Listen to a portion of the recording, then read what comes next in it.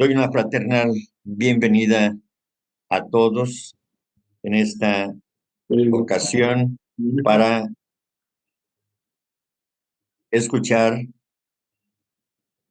la presentación que nos hará el hermano Fred Fernández, el cual pertenece a la sección nacional de la Sociedad Teosófica en Puerto Rico. Y hoy tendremos el gusto de escucharlo con el tema el origen y naturaleza de la conciencia. Adelante, querido hermano. Gracias, Bienvenido. Enrique. Vamos a comenzar. Esta charla está basada en el libro A Study in Consciousness o Un estudio en conciencia de Annie Besant, el cual verdaderamente es una guía a lo que podríamos llamar la psicología, porque trata todos los aspectos de la conciencia. Hoy vamos a tratar de enfocar en cómo se origina, cómo surge la conciencia. Vamos a ver unos conceptos fundamentales. Cuando decimos que la vida es más o menos consciente, no pensamos en la abstracción del concepto vida, sino sino en una cosa viviente más o menos percatada de su entorno. El que se percate en mayor o menor cuantía depende del espesor, de la densidad, del velo envolvente que hace de las cosas en cuestión un sujeto viviente, separado de los demás. Eliminemos el velo y eliminaremos también la manifestación de vida, entrando así en aquello en donde no existen los opuestos, el todo. Esto nos lleva al hecho de que la existencia de la conciencia implica la separación de la unidad subyacente fundamental en dos aspectos. No se puede colgar en un vacío la capacidad para percatarse de las cosas. El percatarse implica un algo sobre lo cual se percata, al menos una dualidad. Esta dualidad implica que la conciencia cesa si se elimina el sentido de limitación. La capacidad para percatarse en esencia es el percatarse de la limitación y es secundario al percatarse de otros. El percatarse de otros surge con lo que se conoce como la autoconciencia. Este dos en uno abstracto, conciencia, limitación, espíritu, materia, vida, forma, son inseparables por siempre. Existen solamente en relación uno con el otro y desaparecen en una unidad necesariamente no manifestada, la suprema síntesis. La conciencia y la materia se afectan la una a la otra porque son dos constituyentes del mismo entero, apareciendo ambas a medida que se vayan separando y ambas desapareciendo a medida que se unen. Estas dos partes inseparables de la unidad se manifiestan como dualidad en el espacio y el tiempo. La separación aparece si pensamos en un espíritu como algo totalmente inmaterial y en un cuerpo como algo totalmente material. Tal cosa no existe, pues no hay espíritu que no esté envuelto en materia, ni materia que no esté animada por espíritu.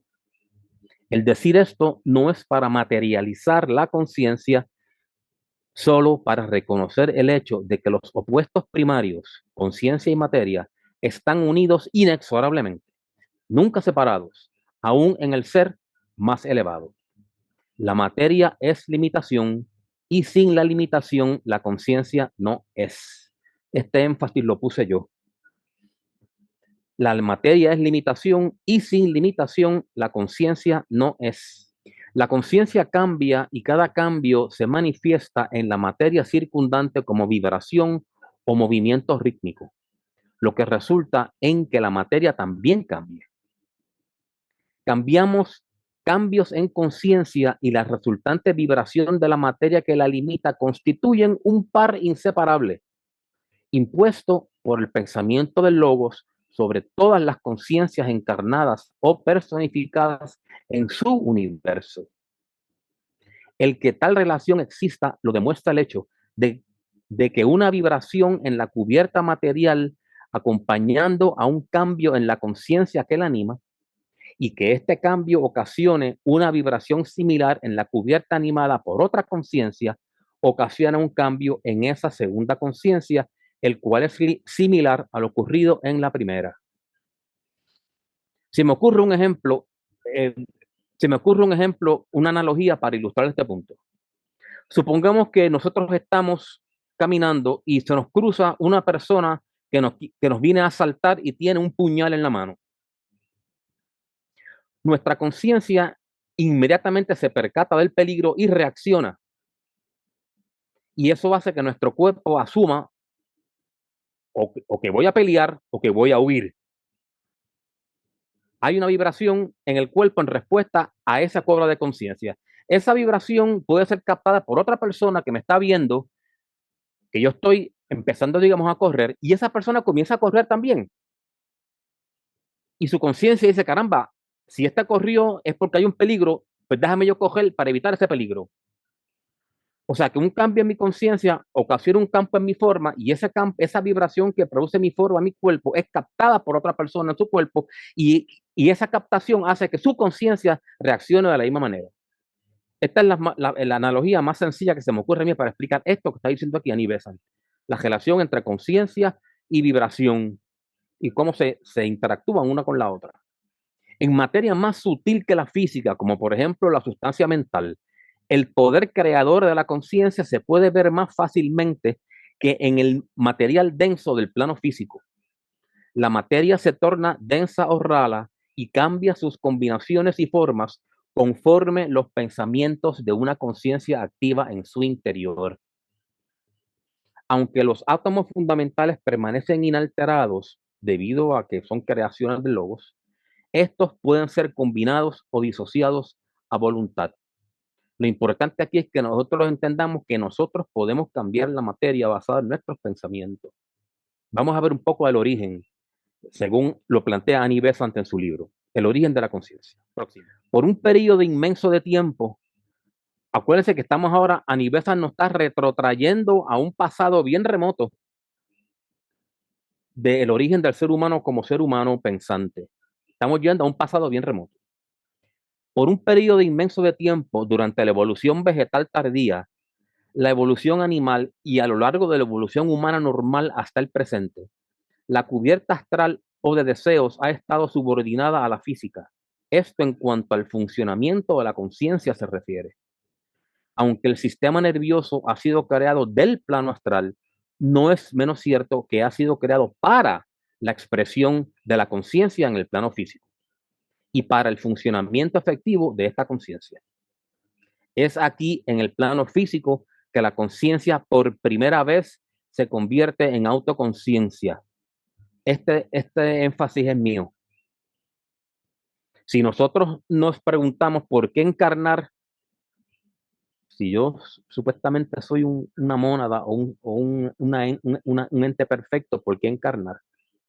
Porque encarno porque es en el plano físico en donde por primera vez se desarrolla la autoconciencia, la cual es necesaria para nosotros eventualmente convertirnos en creadores, en co-creadores con el Logos. Cuando las vibraciones del mundo externo impactan la cubierta física del ego o yo infante, el Jivatma o rayo de la mónada, su primer efecto es ocasionar vibraciones o estremecimientos al interior de ese yo en respuesta, lo que constituye el albor de la conciencia misma. Una sensación que ese yo no relaciona con nada en el exterior, aunque es ocasionado por impactos desde afuera. Es un cambio en la parte externa de la envoltura que rodea a ese yo, arropado con cubiertas de materia más densa, lo que ocasiona un cambio en el interior de esa envoltura y ese cambio ocasiona un acto de conciencia, conciencia de un cambio, de una condición cambiante. Este cambio puede ser una atracción, un alar hacia sí ejercido por un objeto externo sobre las cubiertas y que llega hasta la envoltura del yo, ocasionando una leve expansión de esta seguida por una expansión de las cubiertas hacia el objeto atrayente. Esta expansión es un cambio de condición y ocasiona un sentir, un acto de conciencia. El cambio puede ser también uno de repulsión, un impulso de alejamiento ejercido por un objeto externo sobre las cubiertas y alcanzando la envoltura del yo, ocasionando un leve encogido en dicha envoltura como secuela al encogido de las cubiertas alejándose del objeto repelente. Este encogido es también un cambio de condición y ocasiona un cambio correspondiente en la conciencia. Cuando examinamos las condiciones de las cubiertas que envuelven al yo bajo condiciones de atracción o repulsión, encontramos que son diferentes por completo. Cuando el impacto de un objeto externo causa una vibración rítmica en estas envolturas, esto es cuando sus materiales se arreglan a sí mismos en líneas regulares ondulantes de enrarecimiento y densificación. Este arreglo de la materia envolviente permite un intercambio de vida entre los dos objetos que se han puesto en contacto. La plenitud del intercambio es en proporción a la correspondencia del enrarecimiento y densificación entre ambos cambios. Este intercambio, esta unión parcial de dos vidas separadas, logradas mediante sus respectivas envolturas de materia, lo llamamos placer. Y el ir de las vidas una hacia la otra es atracción. Pese a lo complicado en que el placer se puede convertir, su esencia yace en un sentido de ser más, lo que llama en inglés moreness, de ser más, de una vida incrementada o expandida. Mientras mayor sea el desarrollo de estas vidas, mayor será el placer en la realización de este sentido de ser más, en la expansión hacia la otra vida, y cada una de las vidas que así se unan alcanza el sentido de ser más mediante la unión con la otra. Dado a que las vibraciones rítmicas o el enrarecimiento y densificación correspondiente hacen posible este intercambio de vida, se dice con razón que las vibraciones armoniosas son placenteras. Aquí Annie Besant nos está hablando de cómo es que cuando dos seres, cada uno con formas distintas, animadas por sus respectivas vidas o conciencias, se ponen en contacto. Si el efecto de ese contacto es que la vibración de las envolturas es armoniosa, cadenciosa, rítmica, eso es lo que se llama placer. Y hay una expansión de la una hacia la otra y yo me siento que soy más, porque se expande, podríamos llamar la estructura molecular de la forma que envuelve mi vida o mi conciencia, se expande hacia la otra. Y ese crecimiento, esa expansión es lo que Annie Besant llama placer. No olvidemos que estamos hablando del origen de la conciencia montones de miles o quizás millones de años atrás. Por el contrario, cuando el impacto de un objeto externo produce vibraciones discordantes en las envolturas del objeto impactado, esto es, cuando hace que los materiales se arreglen a sí mismos de forma irregular, moviéndose en direcciones conflictivas, chocando los unos con los otros, la vida contenida dentro se encierra en sí misma, se aísla de sus rayos de vida que saldrían normalmente hacia el exterior son detenidos e interceptados e inclusive retornados hacia sí mismos. Este freno o impedimento de la acción normal constituye dolor, el cual es mayor o menor dependiendo de la intensidad de las energías involucradas. El resultado de esto es repulsión. También aquí, mientras más desarrollada esté la vida, mayor será el dolor sufrido por esta marcha atrás de su curso normal de acción y mayor será el sentido de frustración que acompaña a esta marcha atrás. De nuevo, podemos decir, por tanto, que las vibraciones desarmonizadas son dolorosas. Aquí vemos el reverso de la moneda. Cuando el contacto de estas dos formas es desarmónico, la vida adentro se encoge, se echa hacia sí misma. Y eso causa una repulsión de las dos formas. Se repelen porque no hay armonía. Dolor. Estamos viendo cómo Annie Besant nos está trayendo al surgimiento del placer y al surgimiento del dolor como mecanismos de inicio de conciencia. Es importante notar que en estas acciones de atracción o repulsión no existe la capacidad de percatarse de un objeto externo conforme el significado que le damos al vocablo. La conciencia como tal todavía no conoce nada acerca de lo externo y lo interno, de un objeto y un sujeto. El germen divino está ahora convirtiéndose en consciente. Se hace consciente con este cambio de condiciones con este movimiento en las cubiertas, con este expandirse y contraerse, porque la conciencia existe únicamente en y por el cambio. La conciencia existe únicamente en y por el cambio. Para este germen divino nace aquí la conciencia, nace del cambio y del movimiento. Donde y cómo ese primer cambio ocurra, ahí habrá nacido la conciencia para ese germen divino. La mera vestidura de este germen con envolturas sucesivas de materia en planos sucesivos da surgimiento a estos primeros cambios vagos dentro de dicho germen, los cuales constituyen el nacimiento de la conciencia. Son innumerables las eras que pasan para que estos cambios sean más definidos y para que las envolturas tomen una forma más definida. Producto esto de los impactos incesantes del exterior y las no menos incesantes vibraciones y estremecimientos en el interior, producto de dichos impactos.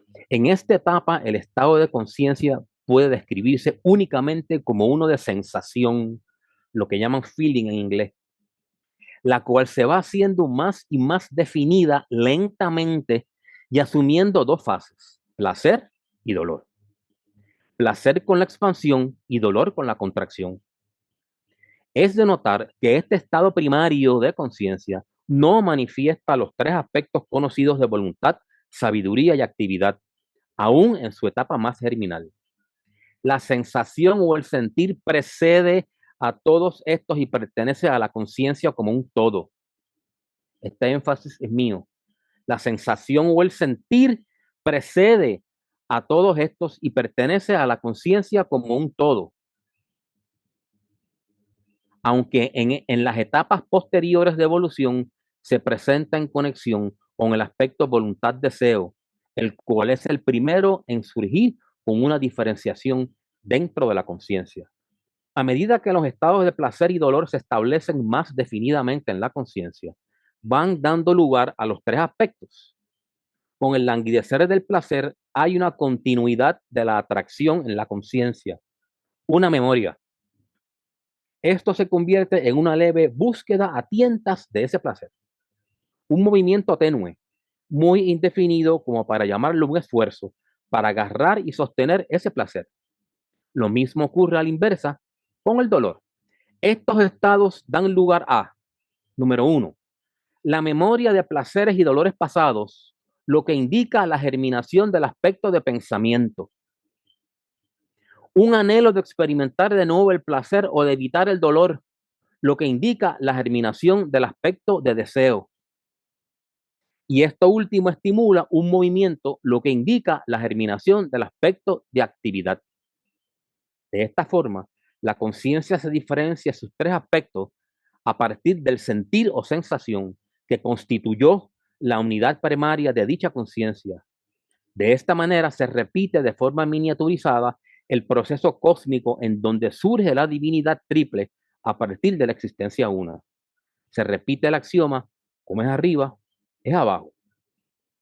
De modo que con esta pugna entre placer y dolor, aquí pues aniversan los resumen en tres puntos. Se desarrolla el pensamiento, se desarrolla el deseo y se desarrolla el aspecto de actividad, que son los tres aspectos del logos. Quiero hacer notar que nosotros conocemos voluntad, sabiduría y acción como los tres aspectos del logos, pero el deseo, el deseo es la voluntad expresada en el plano astral. De modo que los tres aspectos del logos reflejados en nosotros surgen en la conciencia de esta pugna entre el placer y el dolor ya en sus etapas bien primitivas del desarrollo humano. Vamos a ver algo un poquito ahora de la autoconciencia. El deseo, así germinado, busca a tientas el placer en sí y no busca todavía el objeto causante del placer, ya que aún la conciencia está limitada a su propio dominio y es consciente solo en el interior, es consciente solo de los cambios en ese interior. Todavía la conciencia no ha girado su atención hacia afuera y ni tan siquiera es consciente de que existe un afuera. Mientras tanto, ese exterior del cual no es consciente está golpeando continuamente sus vehículos, haciéndolo con más vehemencia al físico, el vehículo afectado más fácilmente desde el exterior y con más dificultad desde el interior. Gradualmente, estos choques persistentes y violentos desde el exterior llaman la atención de la conciencia en esa dirección. La irregularidad de estos choques, lo inesperado de los mismos, sus asaltos constantes, sus apariciones y desapariciones inexplicables, todo esto está en oposición al sentido tenue de regularidad de la conciencia, de su continuidad, de estar siempre ahí, de cambios lentos que surgen y caen dentro de lo que todavía no puede llamarse sí mismo. Existe una conciencia de diferencia y esto va creciendo hacia un sentido de un arreglo que permanece aún dentro de una conmoción cambiante, hacia un sentido de un adentro y un afuera, o más bien de un afuera y un adentro, ya que es el golpear desde afuera lo que ocasiona que surge en la conciencia la diferencia entre adentro y afuera. Mientras no exista nada más, no podemos hablar de un adentro, ya que ese adentro sería todo lo que se conoce, sería el todo. Pero cuando el afuera se impone sobre la conciencia, el adentro surge como su opuesto inevitable. Cuando el afuera se impone sobre la conciencia, el adentro surge como su opuesto inevitable. Este sentido de afuera surge por necesidad en los puntos de contacto entre la conciencia estable y continua y los lugares cambiantes en donde está ocurriendo la conmoción. Esto es, el vehículo físico. Es aquí en el vehículo físico en donde se va estableciendo lentamente la capacidad de percatarse de la existencia de otros. Y con el establecimiento de esos otros viene el establecimiento del yo en contraposición. La conciencia se percata de cosas en el exterior en vez de ser consciente solo de los cambios internos ocurridos como consecuencia. Es así como la conciencia llega a conocer que los cambios están dentro de sí mismo y que las cosas que los promueven están fuera de sí mismo. Ha nacido la autoconciencia. Después de esta explicación, pues nosotros podemos entender por qué es que en los cuadros anteriores, Anibesa nos dijo que la conciencia surge en el plano físico, porque el vehículo físico es el más externo de las envolturas que tenemos y por lo tanto es la primera que recibe los cambios de afuera y es la última que recibe los cambios adentro, porque es la que está en la coraza, en la cubierta de nuestros vehículos.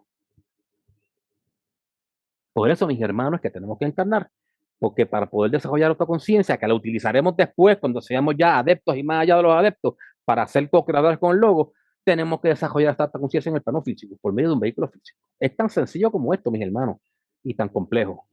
Vamos a hablar un poco de lo que nosotros consideramos real y lo que consideramos irreal. Con el cambio de conciencia a autoconciencia, surge el reconocimiento de una diferencia, la cual más tarde en la autoconciencia más evolucionada se convierte en la diferencia entre lo objetivo o real y lo subjetivo o irreal o imaginario.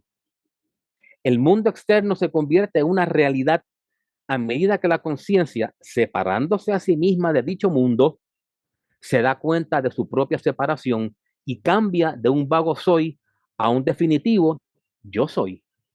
A medida de que ese yo consciente de sí mismo va incrementando la claridad de esa identificación propia separada y logra distinguir bien entre los cambios internos y el impacto de objetos, ya se está listo para tomar el próximo paso de relacionar los cambios internos a los impactos variables provenientes del exterior.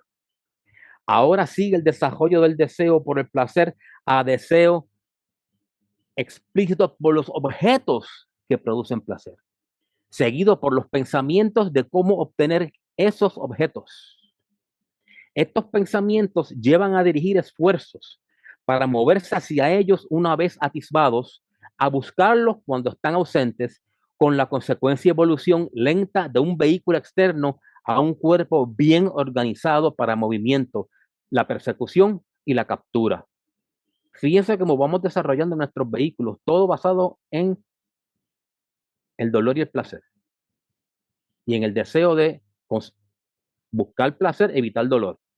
Fíjense cómo poco a poco se va desarrollando toda la complejidad de la conciencia a partir de tan elementales sentires, gracias a un ser como Anibesan que nos ilustra en este sentido.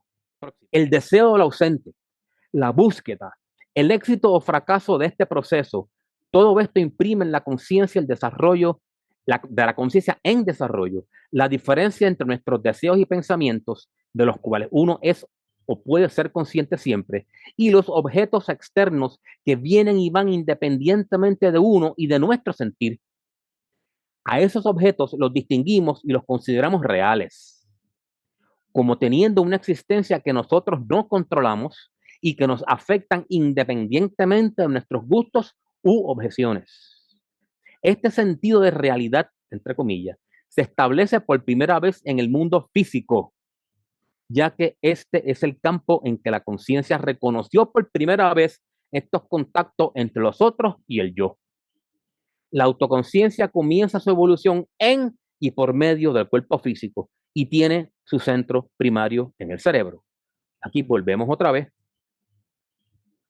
al origen de la autoconciencia en el cuerpo físico y en el plano físico. El ser humano, en el nivel actual de evolución, todavía se identifica con este centro cerebral de autoconciencia y por tanto está restringido a la conciencia de vigilia o conciencia trabajando en el sistema cerebroespinal, conociéndose a sí mismo como yo, distinto únicamente en el plano físico, esto es, en el estado de vigilia. En este plano físico, él es definitivamente consciente de sí mismo, distinguiendo con claridad entre sí mismo y el mundo exterior, entre sus propios pensamientos y las apariciones externas. Por consiguiente, en este plano y únicamente en este plano, las cosas externas son para él reales, objetivas, fuera de sí mismo. En otros planos, como el astral o el mental, el ser humano es consciente pero no autoconsciente. Seamos nosotros, percatémonos de esto. En otros planos, como el astral o el mental, nosotros los seres humanos corrientes y molientes, aquellos seres que estén más evolucionados, que hayan elevado su conciencia, pues obviamente pueden ser autoconscientes en el astral mental, búdico y átmico. Eso, pero nosotros acá, los tristes mortales, somos conscientes, autoconscientes en el plano físico nada más. En el astral mental somos conscientes, pero no autoconscientes. Nosotros reconocemos cambios dentro de uno mismo, pero todavía no distinguimos entre cambios que él mismo inicia y aquellos causados por impactos en los vehículos astral y mental provenientes del exterior. Para él, o sea, para nosotros, todos son iguales, cambios dentro de sí mismo. Por lo tanto, todo fenómeno de conciencia que ocurra en los planos más allá del físico, planos en los cuales la autoconciencia no se ha establecido todavía de forma definitiva, el ser humano normal y promedio los denominará como irreales, subjetivos, dentro de mí mismo. Eso está en tu imaginación. Tú te estás creyendo eso. Cuando nos surgen algunos pensamientos o algunas emociones que nosotros no sabemos de dónde salen y los atribuimos a que eso es parte de nuestra imaginación, inclusive la psicología moderna en gran medida plantea esto. Y a lo mejor es que estamos recibiendo contactos de choques en el plano astral y sobre nuestro cuerpo astral, pero como todavía no tenemos nuestra conciencia fijada ahí, no nos percatamos de ello como nos percatamos de los choques en el plano físico y los atribuimos a cosas subjetivas y reales o dentro de uno mismo o cosas que te estás imaginando. Él considerará, el ser humano, los fenómenos astrales y mentales como el resultado de su imaginación, o sea, como cosas de su propia hechura, perdón, y no como el resultado de impactos en su vehículo astral o mental provenientes de mundos externos, más sutiles sí, pero tan reales y objetivos como el mundo físico externo. Eso significa que la persona todavía no está lo suficientemente evolucionada como para haber llegado a la autorrealización en estos planos y por ende a objetivar ahí los mundos externos. En esos planos, él es consciente solo de los cambios que ocurren dentro de sí mismo. Los cambios en conciencia y, en consecuencia, Para él, el mundo externo es meramente la pieza teatral de sus propios deseos y pensamientos. Él es, de hecho, como un bebé en los planos astral y mental. A mí me sorprende cuán ilustrado es Aníbal Besant y lo magníficamente que explica las cosas. Vamos a ver un poco de la unidad de la conciencia física. La conciencia de vigilia ordinaria de un ser humano es la conciencia que opera mediante el cerebro físico al ritmo impuesto por este, condicionada por todas las condiciones que posea ese cerebro, limitada por todas sus limitaciones, obstaculizada por las obstrucciones que tenga ese cerebro, impedida por un coágulo de sangre, silenciada por la muerte de tejido. A cada momento el cerebro impide la manifestación de la conciencia, mientras que al mismo tiempo es, en el plano físico, el único instrumento que faculta su manifestación. Con este pensamiento, nosotros no podemos menos que percatarnos de cuán limitados estamos en el ejercicio de nuestra conciencia como entes individualizados. Cuán limitados estamos en el ejercicio de conciencia. A cómo opere el cerebro, que es el vehículo físico para la manifestación del cuerpo mental de nosotros. Cualquier enfermedad anatómica, fisiológica, cualquier accidente, cualquier cosa que nos afecte al cerebro, esto nos afecta a la conciencia. Eso es limitación, mis hermanos. Cuando estudiamos las muy variadas manifestaciones de la conciencia, tendemos a olvidar dos aspectos importantes. Primero, que la conciencia de cada ser humano es una unidad, pese a cuán separadas y diferentes sus manifestaciones pudieran aparentar ser de las de los demás. Y segundo, que todas las unidades de por sí son parte de la conciencia del logos y que por tanto reaccionan de forma similar ante condiciones similares. Es importante que entendamos el que la conciencia es una, el que todas las conciencias aparentemente separadas son en verdad una. La conciencia individual aparenta ser una complejidad en vez de una unidad en lo que a sus manifestaciones se refiere. La variedad se debe a los materiales a través de los cuales la conciencia está operando. La variedad en conciencia que nosotros observamos aquí los unos con los otros en la humanidad se debe a los materiales a través de los cuales la conciencia esté operando. En la actualidad, el ser humano no está todavía lo suficientemente desarrollado como apreciar evidencia alguna sobre la unidad de la conciencia en las operaciones de esta en los planos por encima del físico. Sin embargo, en el plano físico, la unidad de la conciencia está siendo demostrada. Vamos a ver cómo. En medio de las variedades inmensas de los reinos mineral, vegetal, animal y humano, se ha perdido de vista la unidad subyacente de la conciencia física y se han erguido líneas de ruptura, las cuales en realidad no existen. La vida le ha sido negada por completo al mineral, se le ha conferido a regañadientes al vegetal, y a H.P. Blavatsky se la ridiculizó cuando ella declaró que una vida, una conciencia vivifica y permea todo. Si esto fuera cierto, debería ser posible obtener de tales minerales, vegetales, animales y humanos vivientes evidencia de una identidad de vida, de sensibilidad, de respuesta al estímulo. Aunque nosotros admitamos que debemos esperar encontrar gradaciones de sensibilidad, que a medida que ascendemos en la escala de vida debemos esperar que las manifestaciones se hagan más plenas y complejas, mas sin embargo debemos encontrar manifestaciones de sensibilidad definidas en todos los que compartan una vida. La evidencia para esto no existía cuando H.P. Blavatsky escribió. Existe ahora y es de un científico de la India, el doctor Jagadish Chandra Bose de Calcuta. Ha probado que la tal llamada materia inorgánica responde a estímulos y que dicha respuesta es idéntica en los minerales, vegetales, animales y hasta donde la experimentación puede efectuarse en los humanos.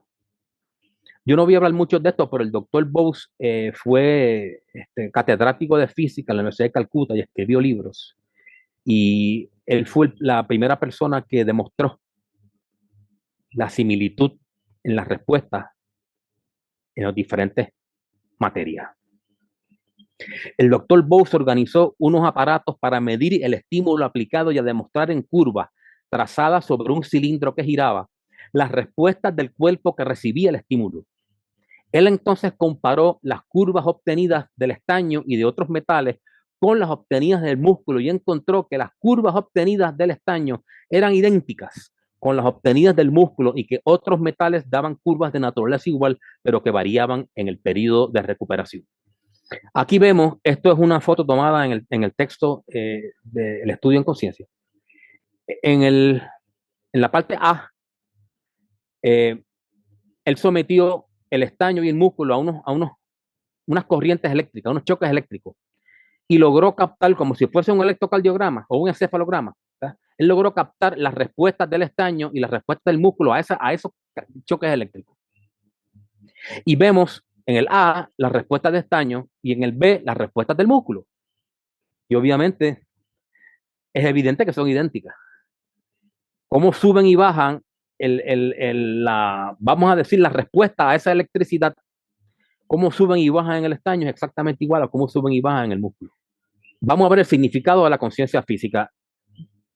Ya vimos por este experimento del doctor Bose cómo las respuestas medibles del metal y del músculo son iguales ante el mismo estímulo eléctrico.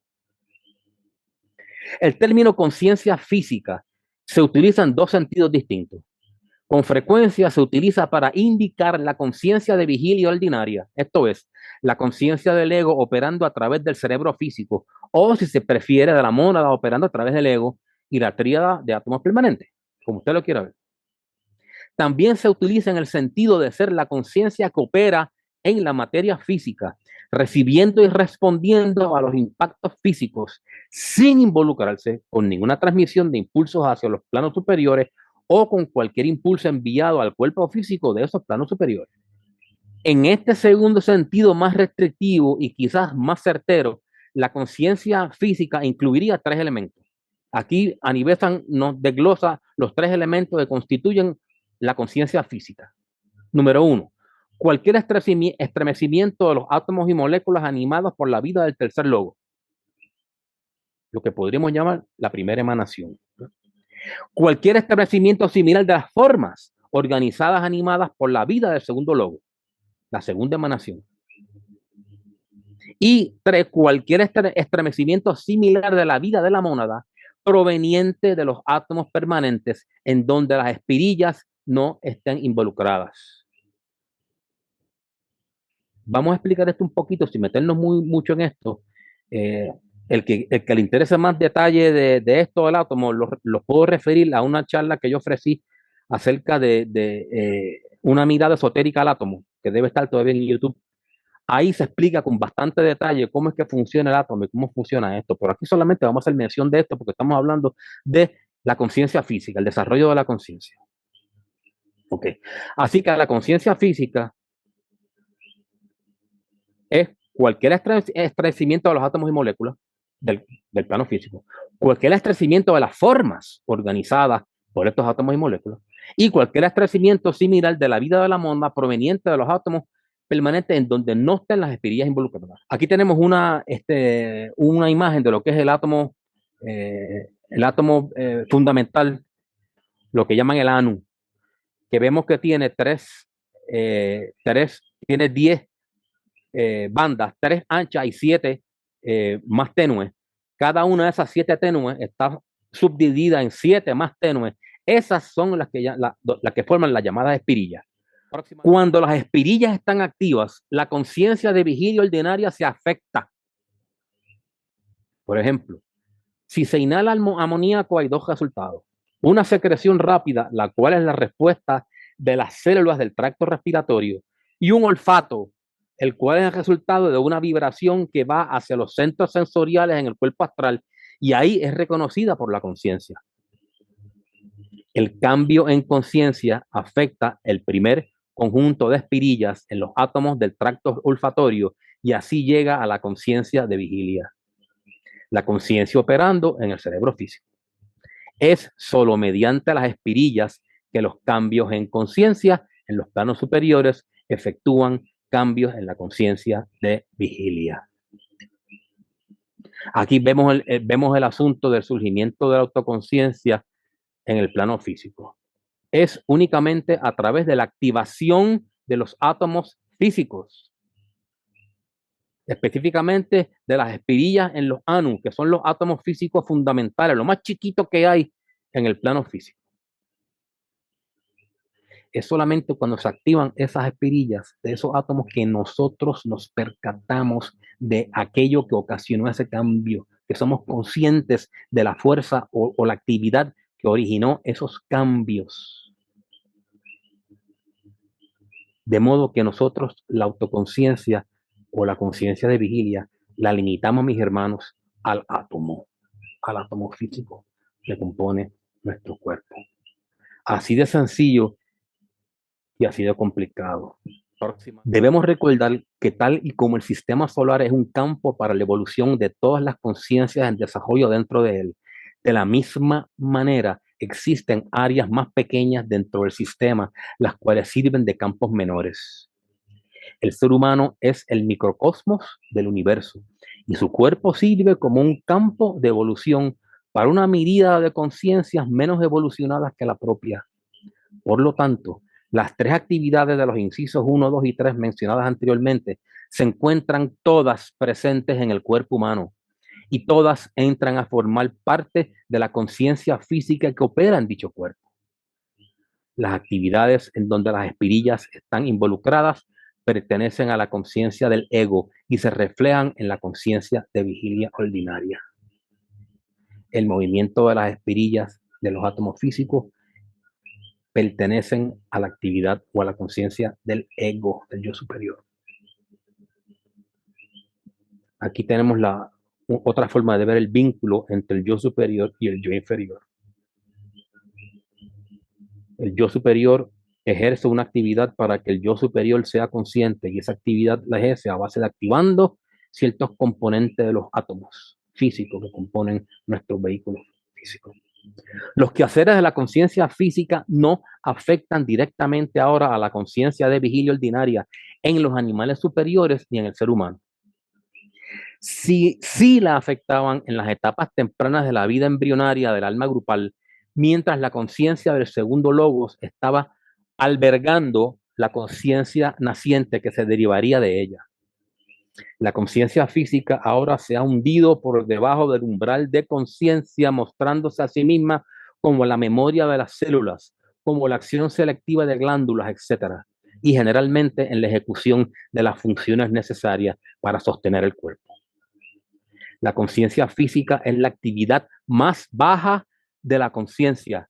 Y como la conciencia funciona más y de forma más activa en los planos superiores, los quehaceres más bajos ya no atraen su atención y los mismos se convierten en automáticos.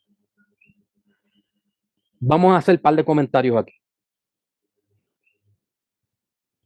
Mientras la conciencia en épocas pretéritas, sabrá Dios cuántos cientos de miles o millones de años atrás, cuando la conciencia se está desarrollando para eventualmente convertirse en autoconciencia, todas las actividades que causaban o todas las vibraciones causantes por los choques sobre las coberturas de ese ego o ese yo superior eran registradas como cambios, se registraban como cambios en la conciencia lo registraba esos cambios. Pero a medida que la conciencia fue superándose, a medida que la evolución humana se fue desarrollando, la mónada o el ego, si lo quieren ver en esos términos, se fue ocupando de cosas más importantes y más grandes para la expansión de su propia conciencia. Acuérdense que el ego está en expansión. Nosotros queremos llegar al ego, pero el ego tiene su vida que está expandiéndose hacia Buddha y hacia Atma. Ok. El ego, con E mayúscula, tiene muchísimas actividades y trabajo que hacer para su propia evolución y su propia expansión. Y aquellas actividades que atañen únicamente al mantenimiento de la vida del cuerpo físico, el ego se fue desentendiendo de eso Y si lo quieres ver, fue relegado a lo que podríamos llamar el elemental físico, si lo queremos ver en esos términos. Se fue desligando de eso para ocuparse de cosas más importantes. Y todos esos procesos se convirtieron en automáticos en nuestro cuerpo. Ejemplo, la respiración, la digestión. Si yo me doy un golpe, pues viene una célula a tapar la herida para coagular la sangre y que yo no me dé sangre. Si viene un polvo, yo lo respiro, viene un estornudo. Hay montones de cosas que son automáticas, que nosotros no somos conscientes de eso. Y eso, la medicina nos puede decir que eso pertenece al sistema nervioso autonómico. Que nosotros, nuestra conciencia no está pendiente de eso. Ya en la evolución hemos relegado eso, esa conciencia física nos la hemos sacado, o la mónada y el ego se la ha sacado de su actividad. Aquellas personas que por prácticas religiosas o místicas se empeñen en querer controlar la digestión o controlar la respiración o controlar cualquier de estas actividades conscientemente, están perdiendo su tiempo, lamentablemente.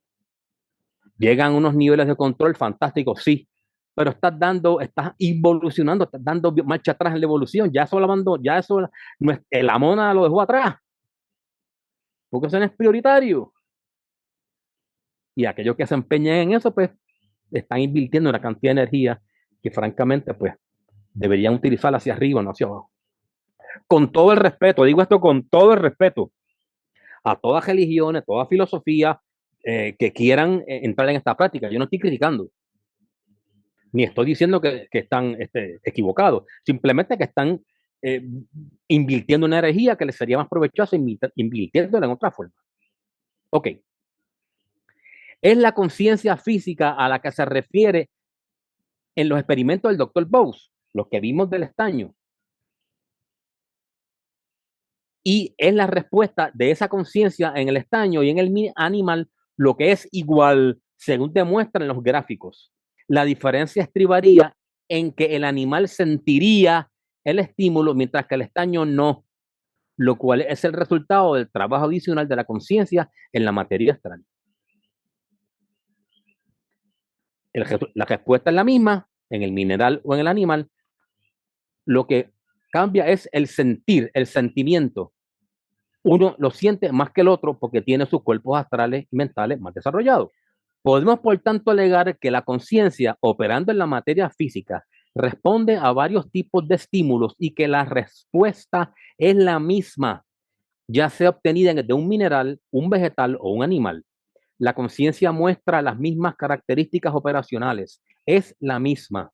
Como ya se dijo, las diferencias que observamos a medida que ascendemos obedecen al mejoramiento en el aparato físico, un aparato que faculta el que actividades astrales y mentales de conciencia se manifiesten en el plano físico. Los seres humanos y los animales sienten y piensan mejor que los minerales y los vegetales, por lo que sus conciencias más evolucionadas han moldeado para sí mismas en el plano físico estos aparatos mucho más mejorados. La forma evoluciona porque la conciencia evoluciona. No es al revés. La evolución de la conciencia hace que evolucione la forma para que esa forma me permita a mí, conciencia expandida, poderme manifestar. Imagínese usted con toda la inteligencia que tiene, lo llevaran a ocupar el cuerpo de un cangrejo. ¿Podría usted hacer todo lo que usted hace si está metido la misma inteligencia, la misma conciencia dentro del cuerpo de un cangrejo? Pues seguro que no podría hacer lo que usted puede hacer ahora. Usted necesita un vehículo lo suficientemente complejo, flexible, anatómicamente, químicamente, fisiológicamente, como para que pueda dar curso a una acción producto de una conciencia. Esto obviamente es contrario a muchas creencias científicas que el desarrollo de la forma, que la evolución de la forma es independiente de la evolución de la vida. Eso no es así, eso es al revés. Aún así, nuestros cuerpos físicos responden como lo hacen los cuerpos inferiores a los mismos estímulos, y esta conciencia física pura es la misma en todos. Esta respuesta puramente física es la que es misma en todos.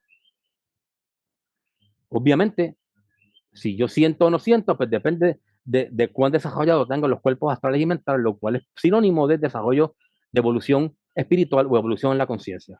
En el mineral, la materia astral conectada con el átomo permanente astral está muy poco activa y la conciencia está tan profundamente dormida en ese interior que no hay una actividad perceptible del astral al físico. En las plantas superiores parece haber una especie de albor del sistema nervioso, pero el mismo está muy poco desarrollado y organizado y sirve solo para los propósitos más simples. La actividad añadida en el plano astral mejora la cubierta astral asociada a la planta y las vibraciones de esta afectan la porción etérica de la planta y así a su materia más densa, anticipando así el desarrollo de un sistema nervioso. Cuando llegamos a la etapa animal, la muy incrementada actividad de la conciencia en el plano astral ocasiona vibraciones más potentes, las cuales pasan al doble etérico del animal y por las vibraciones etéricas así ocasionadas se construye el sistema nervioso. El dar forma al sistema nervioso lo hace el logos actuando sobre el alma grupal y con la asistencia activa de devas del tercer reino elemental, los cuales dirigen el trabajo de los espíritus de la naturaleza etéricos. El impulso, sin embargo, viene de la conciencia en el plano astral, actuando sobre el átomo permanente y la cubierta de materia astral que éste atrae hacia sí, despertada esta actividad por el alma grupal. A medida que se forma el primer aparato muy simple, se pueden percibir más impactos delicados del exterior y estos impactos también ayudan en la evolución. Las acciones y reacciones se suceden unas a las otras y este mecanismo mejora continuamente la habilidad de recepción y transmisión. Después de estas dos últimas transparencias, podemos entender por qué es que se nos dice en muchos libros esotéricos que la conciencia duerme en el mineral, sueña en el vegetal, se despierta en el animal y se hace consciente de sí misma en el humano. Son las diferentes etapas que estamos viendo aquí, según nos explica Anivesa. En esta etapa, la conciencia no efectúa mucha labor de construcción en el plano astral. El trabajo de organización se lleva a cabo en el plano físico mediante los esfuerzos que realiza la conciencia para expresarse a sí misma, ayudada y dirigida por el alma grupal y los devas. Esta labor ha de completarse en gran medida antes de que la tercera oleada de vida baje, por lo que ya el humano animal, entre comillas, ha evolucionado con su cerebro y sistemas nerviosos antes de que la gran emanación surja, dotando al ego de un cuerpo que hace posible la más elevada evolución humana. Todo esto sucede antes de que venga la individualización. Cuando la tercera oleada de vida crea el cuerpo causal y nosotros tenemos un cuerpo mental doble, mental superior, mental inferior, capaz de pensamiento abstracto y capaz de pensamiento concreto. Eso obviamente es el ejercicio de la conciencia o la divinidad en este plano. Pero para que eso pueda pasar, tiene que haber una forma, entiéndese, un cerebro y un sistema nervioso central que sea capaz de poder permitir la canalización de esa inteligencia que fue dotada a ese animal, a ese humano animal en el proceso de individualización. Naturaleza de la conciencia. Vamos a hacer aquí una pequeña síntesis. Podemos definir la conciencia como la facultad de comprensión y que concierne principalmente a la relación del yo con el no yo, lo que presupone la idea de dualidad, de aquello que es objetivo y de aquello que es subjetivo. La conciencia expresa aquello que puede ser considerado como el punto, no conlleva en su totalidad el polo de espíritu, sino que se produce mediante la unión de los dos polos, energía-materia, vida-sustancia, y el proceso de interacción que surge por necesidad entre ambos. Esta conciencia varía de acuerdo a la receptividad de la forma, a su lugar en la evolución y a su posición en la cadena jerárquica.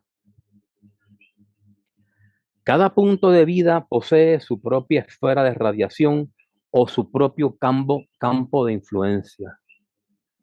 Este campo depende por necesidad del tipo y naturaleza de la conciencia que mora en su interior. Es esta interacción magnética entre los muchos centros de energía en el espacio lo que constituye la base de todas las relaciones astronómicas entre universos, sistemas solares y planetas. Sin embargo, tengamos presente que es el aspecto conciencia lo que hace a la forma magnética, receptiva, rechazante y transmisora. Esta conciencia se puede expresar de forma diferente dependiendo de la naturaleza de la entidad que anima o trabaja por medio del centro, sea este grande como un universo o pequeño como un átomo. Tengamos presente también que la vida que emana a través de todos los centros y que anima a la totalidad del espacio es la vida de una entidad. Por consiguiente, es la misma vida en todas las formas, limitada en el tiempo y el espacio por la intención, el deseo, la forma y la calidad de la conciencia que mora en el interior. Los tipos de conciencia son muchos y diversos, mas sin embargo, la vida permanece por siempre la misma e indivisible, pues es la vida una. Quizás podría ser útil si nosotros vemos a la conciencia como el campo de fuerza magnética creada cuando la vida o el espíritu interactúan con la forma, como el cuerpo. Es el campo de fuerza magnética creada. Si viésemos la vida como el polo positivo y la forma o la materia como el polo negativo, ese polo positivo y polo negativo genera lo que podríamos llamar, entre comillas, una corriente eléctrica. Y esa corriente eléctrica crea un campo magnético, que es lo que llamamos la conciencia. Si nosotros buscamos cualquier libro elemental de física, sabemos que todo campo eléctrico genera un campo, toda corriente eléctrica genera un campo magnético a su alrededor. Pues si queremos ver la corriente eléctrica como la vida, el polo positivo, la forma, el polo negativo, cuando se cierra el circuito, se establece la corriente y ese campo magnético creado es lo que podríamos llamar conciencia. Esto nos puede llevar a, por lo menos a mí me lleva a formular la siguiente teoría. La conciencia es el campo de acción del alma. Por su actividad, la conciencia es una generadora de magnetismo. Es producto de magnetismo y genera magnetismo. La conciencia. El magnetismo es una manifestación del amor del logos o amor cósmico.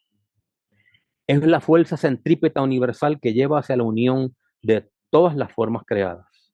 Es un principio establecido por el logos para que no solo él, sino las unidades de conciencia o mónadas creadas puedan eventualmente, una vez hayan alcanzado el debido nivel de evolución en conciencia, crear, al igual que él ha hecho, su propio universo.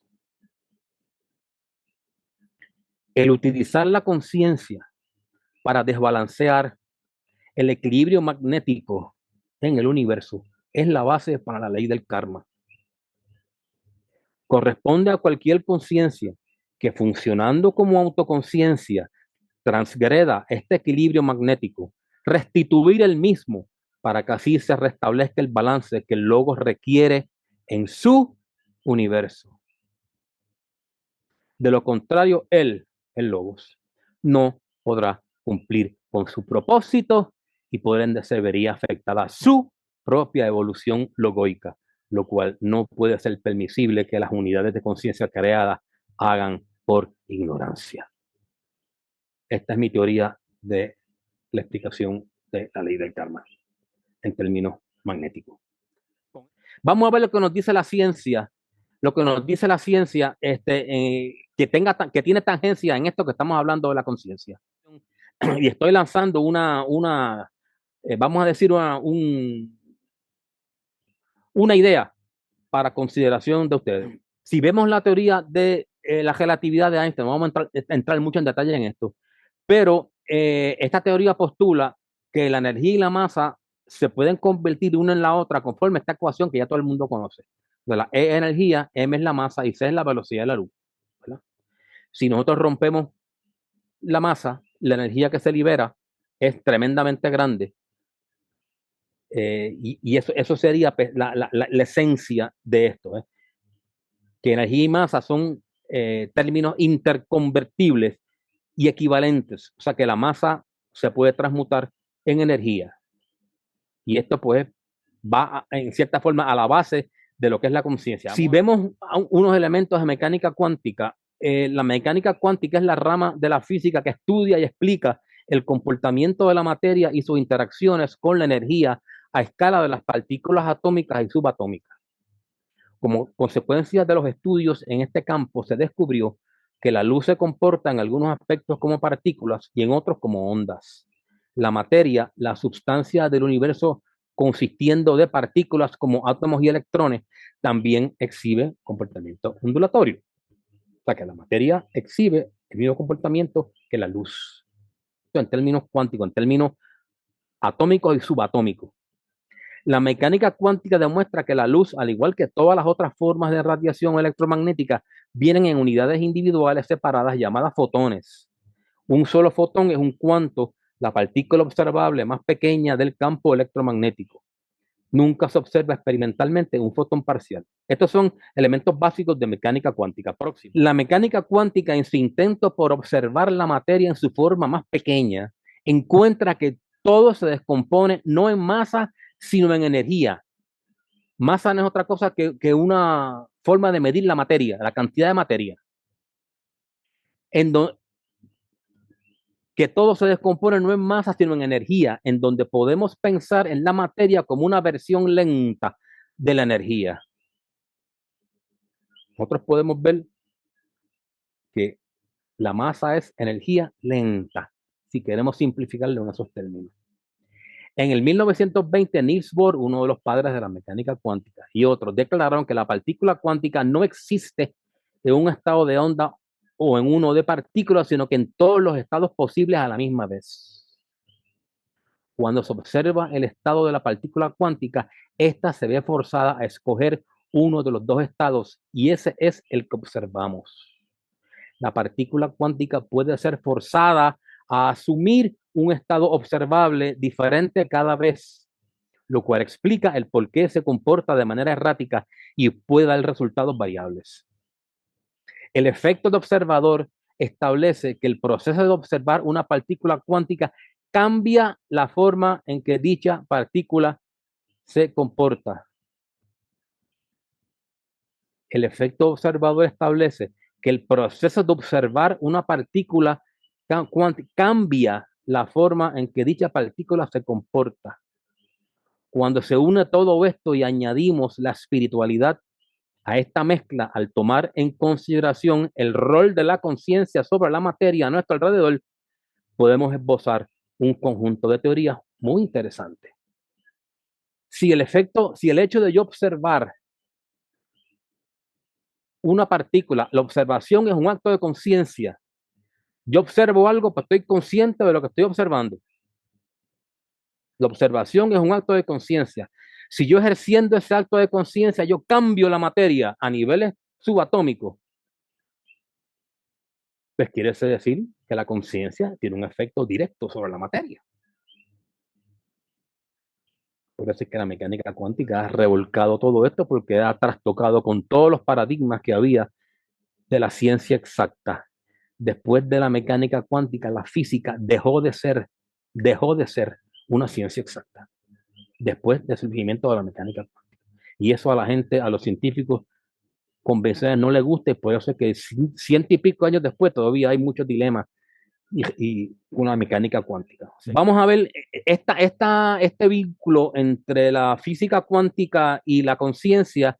La mejor manera que yo la puedo traer es trayendo unas citas de Max Planck, que es uno que se le considera el padre de la mecánica cuántica. Fue el primero que empezó a definir el que la energía se manifiesta en cuantos, en unidades pequeñas y definidas. Ok, y vamos a ver estas cuatro citas porque yo he dicho en otras charlas que los físicos contemporáneos, Einstein y los cuánticos, son filósofos no son físicos, no son científicos materialistas, son personas que vienen con una misión de transformar la mente humana. Vamos a ver cuatro citas de Max Planck, padre de la mecánica cuántica, que tienen que ver con lo que estamos hablando. Este es uno de los acertijos más antiguos del ser humano. ¿Cómo poder armonizar la independencia de la abolición humana con el hecho de que nosotros somos parte integral de un universo que está sujeto al orden regido por las leyes de la naturaleza? Nosotros hemos visto en otras charlas que las leyes de la naturaleza es como Fohat se establece aquí en estos planos, como leyes de la naturaleza. Esto viene desde el absoluto para abajo.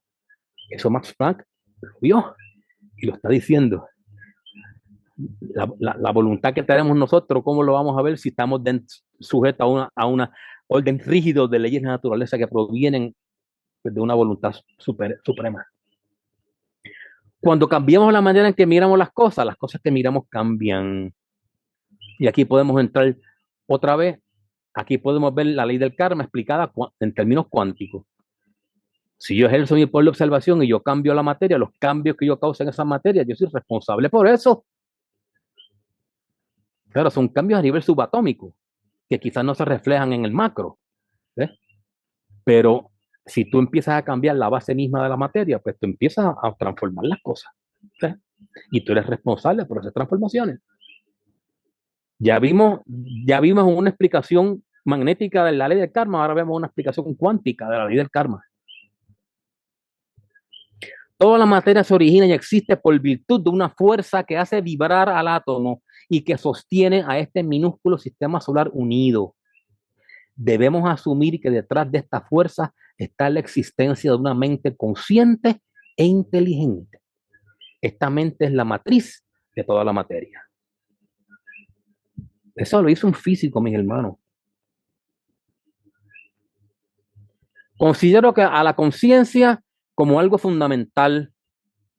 Considero a la materia como un derivado de la conciencia. No nos podemos situar detrás de la conciencia. Todo lo que hagamos, todo lo que hablamos, todo lo que consideramos que existe es un postulado de la conciencia. Después de haber explorado lo que indica tanto la teosofía como la ciencia, nos podemos preguntar, ¿cuál es la naturaleza de la conciencia? Si para manifestarse la conciencia requiere de la limitación que presupone la materia, ¿qué específicamente compone lo que llamamos conciencia? Acuérdense que dijimos que para que la conciencia se manifieste tienen que activarse las espirillas de los átomos.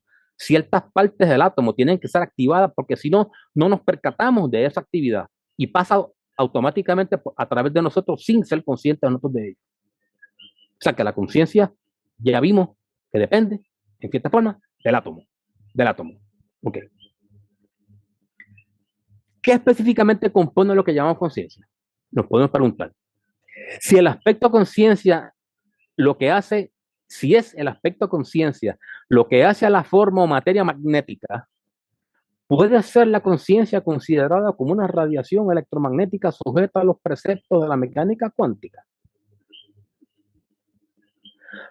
Pregunto yo, ¿podríamos ver en los textos de física en las décadas venideras un espectro de conciencia igual que vemos un espectro electromagnético en los libros de física? Cuando por fin la ciencia acepte que la conciencia es producto de un magnetismo. ¿Podemos ver eso? Bueno, yo creo que sí, que así la ciencia va a ir, por lo menos la física, va a ir evolucionando en esa dirección. Por eso todos estos seres de luz han venido a sentar las bases para la transformación de nuestra educación y de nuestro concepto científico de las cosas. Para que aquellos que no sepan lo que es la teosofía puedan acceder a todos estos conceptos espirituales a través de la ciencia, que sí quizás lo van a entender, sobre todo las personas de la quinta subraza, que la mente concreta es lo que los caracteriza. ¿Es el enigma acerca del comportamiento de las partículas cuánticas aplicables a la conciencia? Son preguntas que yo me hago. Yo no tengo contestación para esto. ¿Deberá la teosofía incorporar conceptos de la mecánica cuántica y podrá la mecánica cuántica incorporar los conceptos teosóficos en lo que respecta a la conciencia? Cada cual llegue a sus propias conclusiones. Con esto sí que yo termino ahora, mis hermanos. Bien, pues muy agradecido por tu exposición, querido hermano Fred.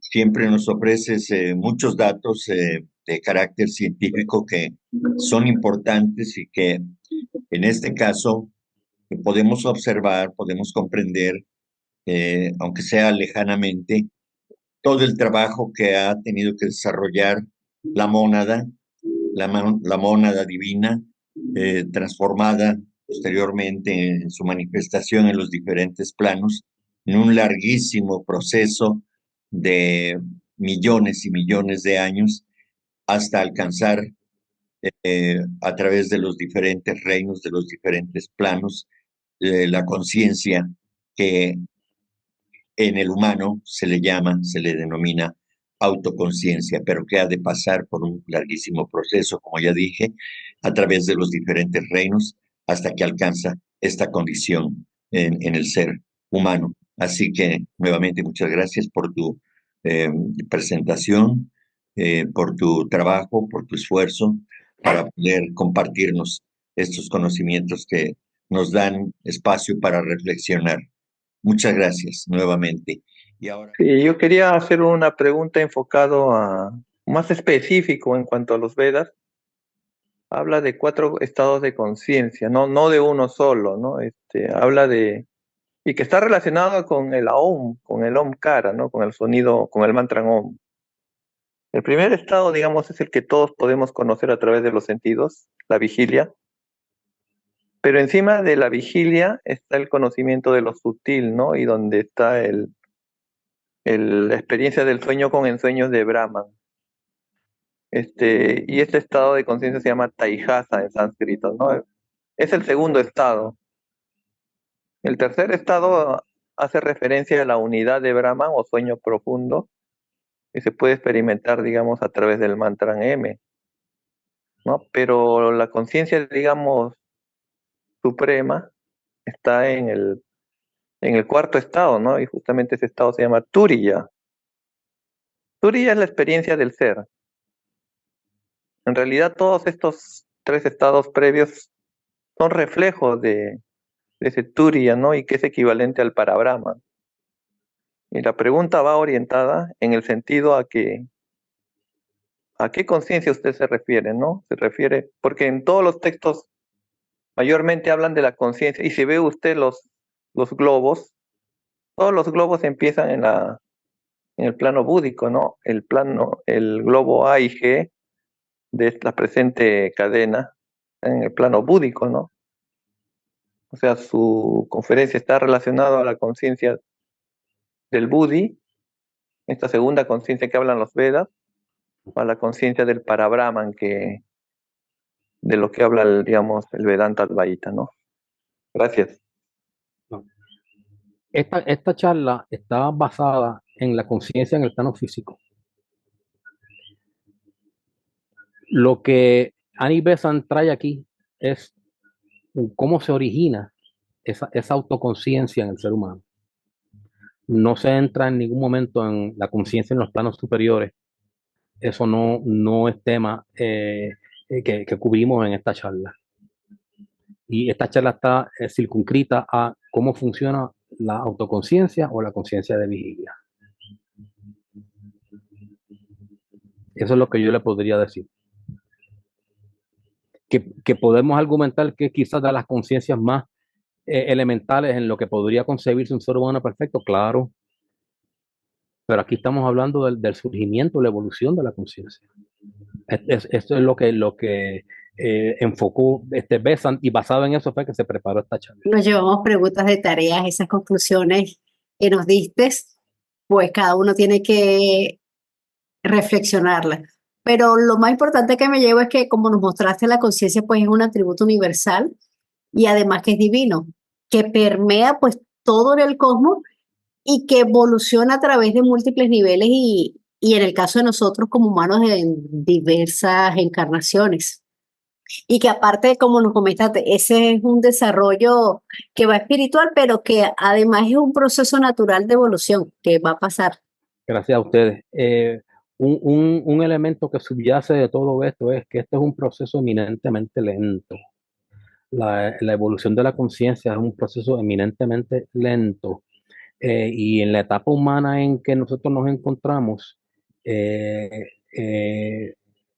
la manera más, vamos a decir, por donde debemos comenzar a expandir esta conciencia es en la purificación de los vehículos.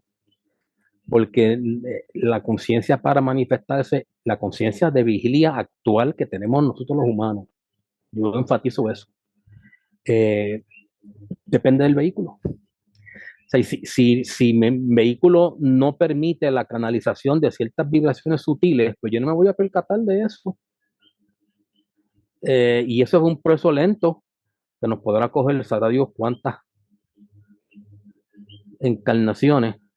Se dice que nosotros los seres humanos debemos llegar al adeptado todos para la séptima ronda. Estamos a mitad de la cuarta, imagínense cuánto faltaría para la séptima. Se supone, claro, aquellos que estudiantes de teosofía y estudiantes de otras disciplinas, pues obviamente no quieren esperar hasta la séptima ronda, quieren lograr el adeptado antes. Pues entonces uno tiene que trabajar específicamente con disciplina, con consistencia, trabajar sobre ir mejorando nuestros vehículos para que esa conciencia pueda ir manifestándose mejor, valga la redundancia, conscientemente. Así como yo lo puedo ver. Y esto, el que tenga prisa, se va a desesperar, se va a frustrar y va a decir que esto no funciona, que esto todo es una ilusión. Esto hay que cogerlo con calma y ir trabajando poco a poco. Y como dice, y sin atajos. Sin atajos, no hay atajos. Uno puede acelerar la marcha, pero no puede atajos, no puedes cortar por atajos. Tú puedes ir sobre el mismo camino, tú puedes ir más rápido o más lento, pero no hay atajos que tú puedas cortar y evitar que el tener que pasar por ciertas experiencias. No creo que eso sea así. Bueno, muchas gracias, Fred. De verdad, el tema, yo siempre digo que el tema de la conciencia hay que dedicarle un estudio bien profundo, es un tema bien complicado. Ya yo he estado en algunos estudios donde se habla de la conciencia y todavía es muy poco a mi comprensión sobre el tema, ¿no? De todas formas, nos diste mucho material realmente para trabajar bajo el aspecto como lo presentaste, como lo presenta Nivesen, pero solamente con el comentario del hermano que preguntaba que a qué tipo de conciencia estaba dirigida tu charla, ¿no? Pero no sé, es mi opinión sobre lo poco que he conocido y he estudiado sobre la conciencia, ¿no? Y a veces la forma más sencilla de verlo es no yéndonos a tantos aspectos tan amplios, ¿no? Por lo menos para lograr un primer entendimiento de ese concepto de conciencia. Pero la teosofía nos dice como todo que la conciencia es una. Existe una sola conciencia en 7 grados de manifestación. Y yo digo que para alguien que se esté iniciando, que tenga un estudio bastante básico de estos conceptos, pues por ahí nos conformamos, ¿no? Es mi caso. Y a veces también refiero este caso de la conciencia porque utilizamos el término conciencia muy a lo libre, ¿no? O sea, lo usamos para todo. A veces yo a veces soy muy crítico en ese sentido porque la gente dice, no, depende del nivel de conciencia o tiene un nivel de conciencia más elevado. Pero yo me hago siempre la pregunta, ¿cómo medimos el nivel de conciencia de algún ser? Imposible, ¿no? O sea, es muy difícil conocer el nivel de conciencia. Entonces, hablar de repente de esas profundidades tan filosóficas y más filosóficas, diría yo metafísicas, ¿no? Que es la conciencia. Porque al final de cuentas la conciencia, lo que nos dice la teosofía es todo, ¿no? Todo es conciencia. Entonces, bueno, era un pequeño comentario, es mi opinión, quería agregarlo y de todas formas, Fred, igualmente como todas tus charlas, inmensamente agradecido, excelente la información que nos entregas y bueno, mil gracias y esperamos poder seguirte viendo por aquí. Si me siguen invitando, yo sigo viniendo, no hay problema. Mira, hermano, yo coincido contigo en el sentido de que de la conciencia se pueden hablar montones de cosas. De la conciencia hay tantos libros, no solamente de teosofía, de psicología, de neurobiología, de montones de áreas en la ciencia y en otras ramas, como los Rosacruces, como hay muchísimas disciplinas, tanto filosóficas como científicas, que estudian la conciencia. Y yo nunca me he considerado, ni me considero, ni me consideraré erudito en nada. Yo conozco, trato de conocer un poquito de muchas cosas y no conozco mucho de nada en particular. Y un tema como la conciencia, esta charla, me gustó mucho el libro de Annie Besant, porque Annie Besant, este libro en particular, yo no sé qué otros libros pueda tener ella u otros teósofos acerca de la conciencia, pero Annie Besant, esto es como un curso primario de conciencia, como el que acogería un estudiante de escuela primaria, un curso básico de conciencia, de cómo es que surge, de dónde nace la conciencia y cómo ella magistralmente ata la conciencia al plano físico y la lleva a nivel atómico, a nivel de las relaciones magnéticas del cuerpo. Yo pienso que cuando uno se topa ante la inmensidad de algo como es la conciencia, yo creo que debemos empezar por lo básico, ir trabajando poco a poco. Y en el caso mío, por lo menos, yo no voy a meterme ni se me ocurriría jamás dar una charla de conciencia de temas altamente metafísicos, porque yo estaría entrando en unas abstracciones que quizás para mí serían teóricas y no productos de algún tipo de más o menos experiencia personal. Pero cuando uno entiende el nivel tan fundamental de la conciencia como lo plantea Annie Besant, uno puede ponerle un poquito más de peso o añadirle un poco más de herramientas a todos los conceptos que uno lee de que hay que mejorar el comportamiento, hay que mejorar tu carácter, de que hay que meditar, de que hay que hacer montones de cosas, pero ¿por qué? Si uno dice, ¿por qué yo tengo que hacer todo eso? Pues mira, Annie Besant nos dice de una manera, entre otras cosas, nos dice de una manera bien sencilla, mira, para que transformes la composición atómica de tu cuerpo, para que saques de tu cuerpo los átomos groseros, incorpores átomos menos groseros de sus planos más elevados, que te permitan a ti percatarte de lo que pasa en esos subplanos más elevados. Yo no puedo subir mi conciencia mientras tengo una composición atómica de un plano inferior. Por eso es que me encantó, porque Annie Besant te lleva al átomo y transformando, es mediante el átomo que somos conscientes. Pues si tú modificas la composición atómica de tus vehículos, tú vas a elevar tu conciencia. No es que tú escales hacia algo abstracto, es que tú te permites a ti mismo el darte cuenta de una serie de cosas que están ahí y que siempre han estado ahí y que tú no te has dado cuenta porque no tienes un vehículo lo suficientemente sensible como para percatarte de eso. Y elevar la conciencia no es otra cosa que purificar los vehículos y tú percatarte de algo que está ahí, pero que tú no te dabas cuenta que estaba ahí. Porque no tenías, es como si fueras un radio. Si tú tienes el radio seteado en una frecuencia más baja, no te vas a percatar de la música que están tocando en una frecuencia más elevada, digamos de un FM. Si tu radio está en AM, unas frecuencias más groseras, no te vas a percatar de la frecuencia. Y no es que tú te inventes esas frecuencias, siempre ha estado ahí. Lo que pasa es que tu vehículo no es capaz de recibirlas y de captarlas. Eso es lo que eso es lo que se llama, eso es lo que Annie Besant nos trae a través de esto, de lo que significa elevar la conciencia. Es purificar los vehículos para percatarte de cosas que momento no te percatas, porque tu radio no está sintonizado a una frecuencia lo suficientemente fina como para recibir esa onda. Y aquí venimos otra vez que dijimos que la conciencia es un campo magnético. Cuando la vida y la forma se unan, esas dos fuerzas crean una corriente y el campo que se genera es lo que llamamos conciencia. Eso para mí es tan lógico y tan sencillo y tan fundamental y explica tantas cosas que pues, pero a mí no me van a coger nunca dando una charla de temas demasiadamente místicos porque yo no creo que sea Yo pienso como tú, vamos a empezar poco a poco y vamos a ir subiendo un escalón y después otro. Exacto. No No, querramos. y fíjate, Fred, que tú lo dijiste muy bien también, o sea, la explicación es del mundo físico, del plano físico donde estamos.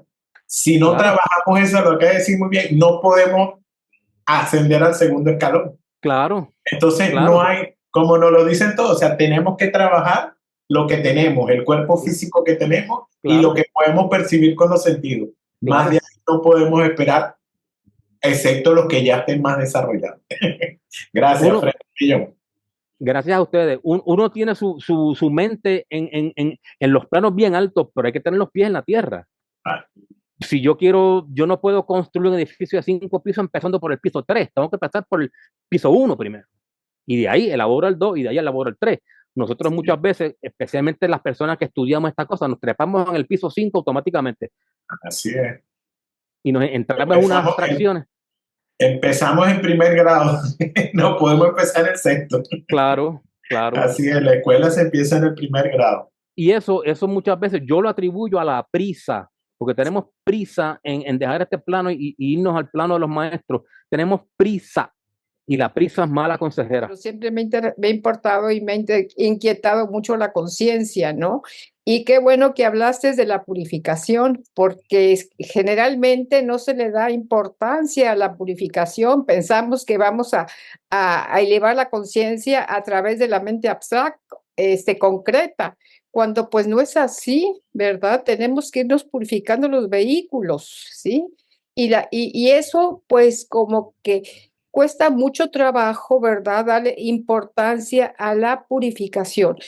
Desde mi punto de vista, lo que yo entiendo, la conciencia universal es una, ¿sí? Claro, sí. Y esa no evoluciona, esa existe, ¿sí? Lo que vamos expandiendo es nuestra conciencia individual a través de la purificación, a través del trabajo, no a través de la mente concreta, porque a veces creemos que con el intelecto vamos a purificarnos y pues no es así.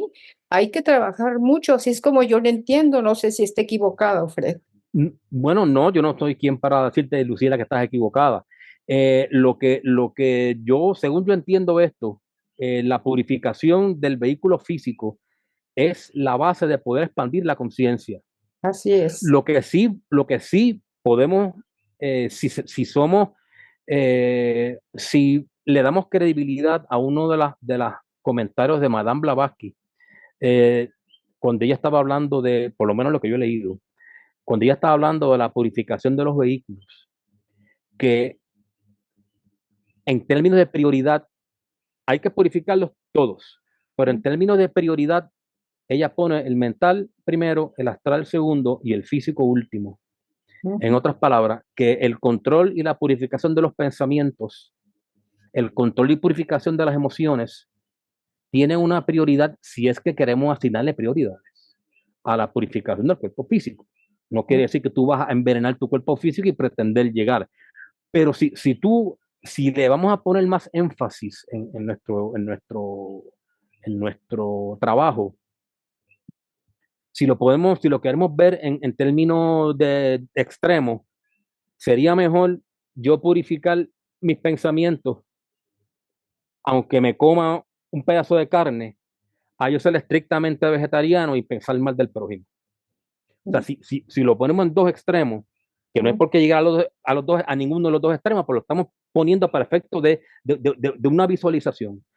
Es mejor yo controlar mis pensamientos, aunque me coma mi carne o me beba mi copa de vino o me fume un cigarrillo, qué sé yo, cualquier cosa de esta. Es mejor yo concentrarme aquí que tratar de abstenerme de todo esto, mas sin embargo, dejo mi mente sin control. Así es. Porque no olvidemos que los planos, a medida que van bajando, entre comillas, se van densificando. La misma energía en el plano mental tiene un efecto mayor que en el plano astral y tiene un efecto mayor que en el plano físico, porque la materia más densa es más difícil moverla con la misma cantidad de energía. Por lo tanto, un pensamiento tiene más efecto negativo que, qué sé yo, que el yo fumarme un cigarrillo, por dar un ejemplo de algo. Eso es lo, y como esto es un proceso lento, Lo que yo podría comentar es para que no se desesperen las personas, mira, pues, cójalo por prioridades. Trabaja en las tres cosas, pero mente, emociones y cuerpo, trabaja en las tres cosas en la purificación, pero dele más importancia a mente, emociones y cuerpo en ese orden. Pues sí, En términos del efecto que tiene sobre el ambiente un pensamiento negativo versus una acción negativa. Una Pues- acción negativa solamente afecta a la persona que está recibiendo la acción. Un pensamiento negativo puede afectar a miles de personas. sí, pero Y eso lo sabemos por las formas de pensamiento que viajan y pueden afectar. O sea que la purificación presupone todo, mentes, emociones y cuerpo. porque se dice que digo, para que haya una acción, primero estuvo en el pensamiento. Si Claro, el pensamiento y la acción no viene más que seguir el pensamiento, ¿no? claro, Y ahorita me acordé de lo que leí de que dice HPV, ahorita hablando tú acerca del vegetarianismo, me acuerdo muy bien que dice, hace más daño lo que sale por la boca que lo que entra por la boca. claro que sí. Es más, hasta si no me equivoco, creo que el Maestro Jesús lo dijo, creo que está en uno de los evangelios, que lo que hace daño es lo que sale por tu boca, no lo que entra por ella. Y Exactamente, ellos son maestros y ellos saben lo que dicen mejor que nosotros. así es. Pues muchas gracias, A ti, Fred. Lucila, Muy interesante y muy importante el estudio de la conciencia, porque es el que nos lleva a elevarnos, ¿no? claro. Y agradecerte nuevamente por esta participación tan importante que has tenido el día de hoy y que reiteradamente te agradezco por siempre. Muchas gracias, Fred. Gracias a ustedes y para mí es un honor estar aquí. Y agradecer a todos su participación, yo diría colaboración también, porque todos colaboramos aquí de alguna manera, ya sea escuchando o participando, preguntando o dando algún punto de vista que son aportaciones valiosas para todos y cada uno de los que estamos aquí presentes.